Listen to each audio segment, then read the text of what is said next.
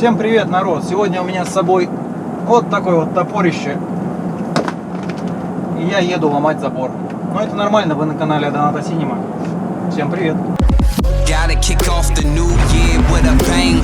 Fuss, I'm an animal that cannot be tamed. I poured a new detector for your fake ass chains. Just know me and you, we are not the same.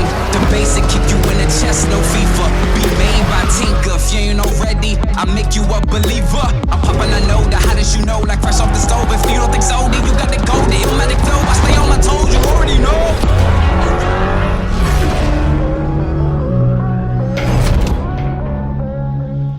Ну и так как видео про Razer содержит не только графику, но и реальные съемки, то с них и начнем. И первое, что нам нужно было, это найти нормальный забор.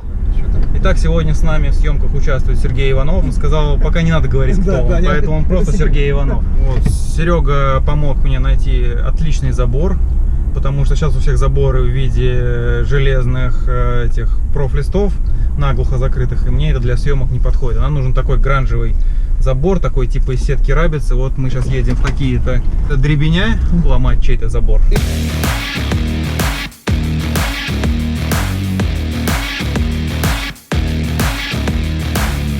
Сейчас мы сюда намотаем цепь, повесим замок.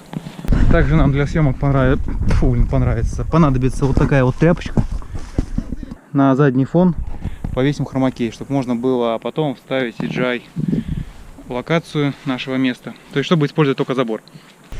Почему я не стал этот забор рисовать 3D? Потому что я не смогу физически правильно просчитать его анимацию. То есть, когда у нас идет удар по замку, ворота должны хотя бы вот небольшое такое колебание сделать. То есть, и сетка будет колыхаться, да, и цепь здесь. Вот, поэтому физически правильно заанимировать это очень будет сложно. Вот, поэтому мы решили сейчас снять это вживую, в натурале. В натурале.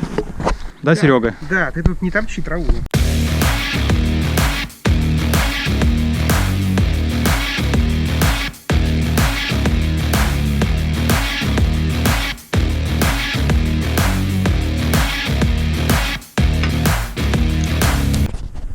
Сейчас будет гроза, но мы успеем. Так, давай попробуем. Ты снимаешь? Готов? Да. Мотор. Ну это просто шедевр.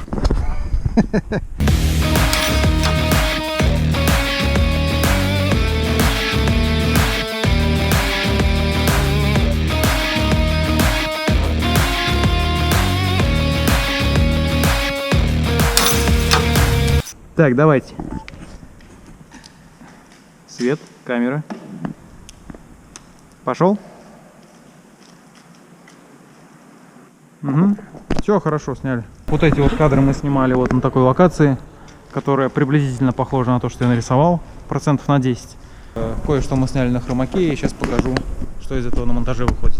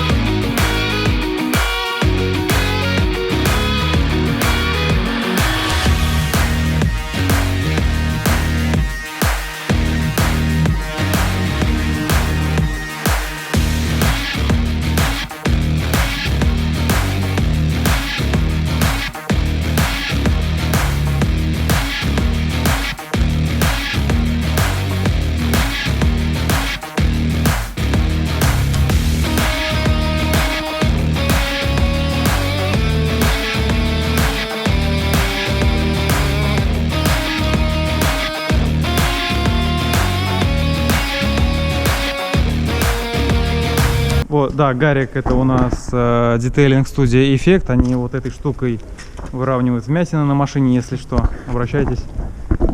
Серега, он профессионально держит светильники. Обращайтесь. Сегодня у нас была съемка кадров, которые мне лень было рисовать. Ну и после этих несложных манипуляций мы переходим к 3D графике. И здесь все, что нам надо, это взять 3D модель Мустанга, загрузить ее в нашу локацию и анимировать. Просто как два пальца. Изобретать велосипед я тут не стал, я просто импортировал машину из игры 2005 года, но сразу же столкнулся с некоторыми проблемами. Во-первых, это низкая детализация самого кузова. Основные ее проблемы мы видим на арках колес, вот здесь, то есть это все будет на рендере видно. На задних крыльях, то есть вот здесь у нас прям видно вот эту вот угловатость конструкции всей. Весь винил нам придется также перерисовать. Ну и особого внимания заслуживают диски, потому что здесь они очень низкого качества. Здесь не только диск угловатый, но и даже его покрышка, поэтому все это придется переделать.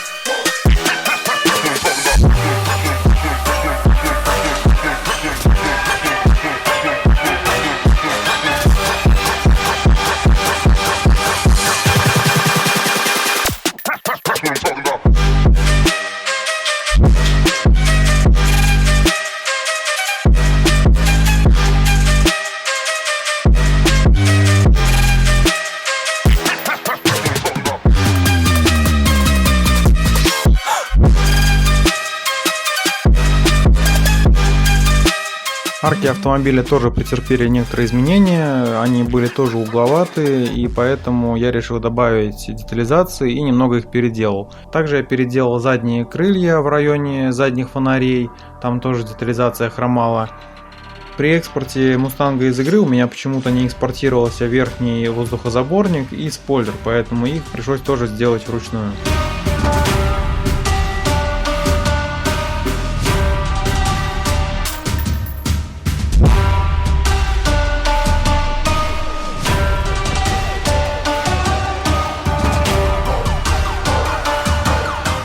Ну и по мелочи были переделаны всякие шильдики Мустанга, чтобы это все смотрелось более реалистично.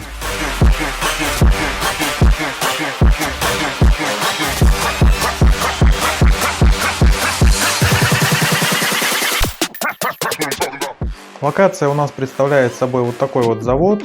Он у меня также разложен по слоям, чтобы можно было разгружать сцену и делать анимацию в реальном времени. Изнутри это выглядит вот так, то есть начальные кадры все снимались на этой половине, финальные кадры снимались все на этой половине. Сам завод я немножко наполнил всяким мусором, всякими старыми разбитыми машинами, бетонными плитами. Вот эти бетонные кольца, так же как и бетонные плиты, я покрошил с помощью плагина Rayfire, то есть чтобы были вот всякие вот эти осколки, что придает больше реалистичности. Также есть вот такие вот готовые машины, это уже с готовых каталогов я взял.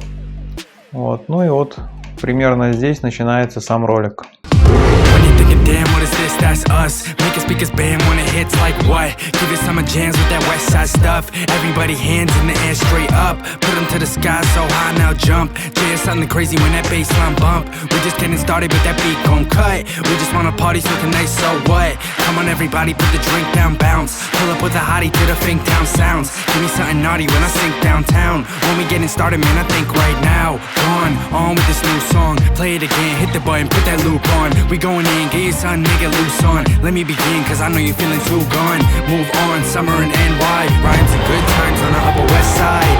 Unwind, let me see your best slide. Up, down, front, back, go left, right. We gotta... Удар по бочке я анимировал с помощью Mass FX. Я создал два цилиндра, к одному большому цилиндру я привязал саму бочку, а второй маленький цилиндр я привязал к машине.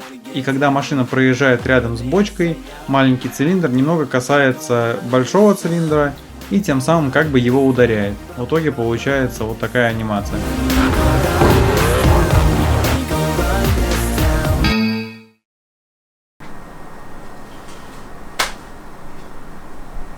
Чтобы сделать финальный кадр с прыжком Мустанга, мне все-таки пришлось освоить плагин MadCar, потому что в Crowd Director Studio сделать реалистичный прыжок просто невозможно. Как я говорил в предыдущем ролике про Need for Speed, у меня не получалось сделать реалистичное управление с помощью этого плагина, потому что при любом повороте колес у меня машина всегда опрокидывалась. Решением этой проблемы стало увеличение гравитации, то есть если мы ставим реалистичную гравитацию 9,8 метров в секунду, то машина будет опрокидываться, но я увеличил это значение примерно до 50, и тогда управление уже стало более-менее приемлемым. Чтобы сделать этот прыжок, я создал небольшой трамплин и для зрелищности поставил на него несколько ведер. Анимация этих ведер сделана аналогично анимации бочки, то есть я взял обычные цилиндры, которые необходимы для просчета физики, и к ним уже привязал модели ведер с краской, которые будут участвовать в рендере. А к машине привязал низкополигональную болванку, которая будет симулировать удар об эти цилиндры.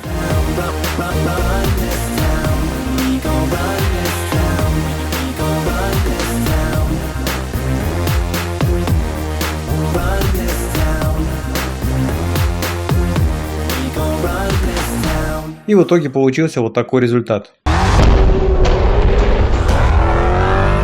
После сведения всего видеоролика нам оставалось всего лишь озвучить начальные кадры. Я написал Дереку Хэмилтону в надежде на то, что он поможет нам озвучить этот ролик.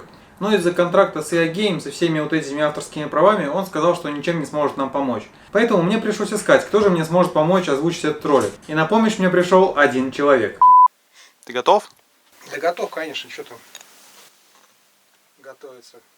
Поехали. They betrayed me. They...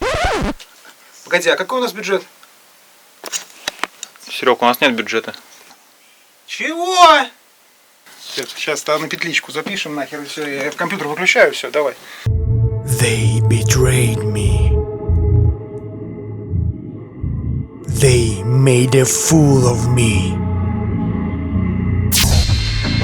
But now it's my turn. Так, ну все. Хорош, давай, пока. Ну вот как-то так и создавался ролик про Рейзера. А теперь бонус видео. Многие спрашивали, как же я смог поместить себя внутрь BMW вот в этом видео. Эй, давно ждешь? Ну считай, дождался. Сегодня я покажу, как я анимировал тачки в ролике про Need for Speed. Погнали! Вот она, провинциальная индустрия. Так, поехали. Эй, давно ждешь? Ну считай, дождался. Сегодня я покажу, как я анимировал тачки в ролике про Need for Speed. Погнали! Вторая на автомате. Итак, сначала определимся, из чего состоит это видео. Это видео состоит из трех частей. Первое — это сам подъезд машины, это полностью отрисованная графика. Второй момент, с момента открывания окна, это у нас уже идет наложение меня в машине. И примерно где-то вот отсюда опять начинается только CGI графика. По слоям это выглядит примерно так. Вот у нас идет, допустим, вот это кадр CGI-ка. Вот у нас идет кадр наложения. Если мы все маски выключим, то вот это должно выглядеть примерно вот так. То есть наша машина должна более-менее подходить под нарисованную машину. То есть, допустим, с седаном здесь или с каким-нибудь грузовиком такая тема не прокатит. То есть здесь нужно именно тоже купе, чтобы не было задней стойки за головой, чтобы ее потом не вырезать лишнее время.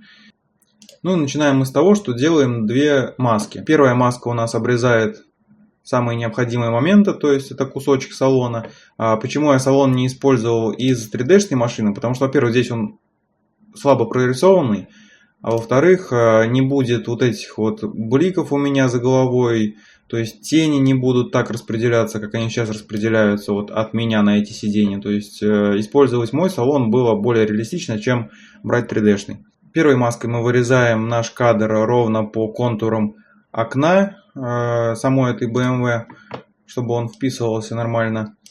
Вот. И вторая маска у нас идет на открывание-закрывание стекла. То есть вот в этот момент, когда начинает открывать стекло, у нас режим смешения здесь Interest идет. То есть это у нас есть вырезанный кадр, и от него мы отнимаем то, что мы вырезаем вот этой вот маской для окна. То есть вот так вот, правильно сделал, вот так вот. Вот, и эта маска у нас обрезает наш кадр. Почему машина полностью затонированная? Потому что именно вот эту часть подъезда я не смогу себя туда равномерно вписать, потому что у меня камера стоит на штативе, и она вот ровно перпендикулярно меня снимает. Если я вот так вот отъеду, то там уже начнется неправильная перспектива. Поэтому окно начинает открываться только когда машина полностью останавливается и появляется вот этот вот перпендикулярный камере кадр. Только тогда начинает открываться окно и появляется мое изображение, так сказать. Вот. То же самое и в конце у нас. Как только окно полностью закрыто, только тогда машина начинает движение. То есть движение камеры съемочной вот в этом кадре, оно может быть любое. Оно может туда камера подняться, сюда, влево, вправо, это ничего страшного.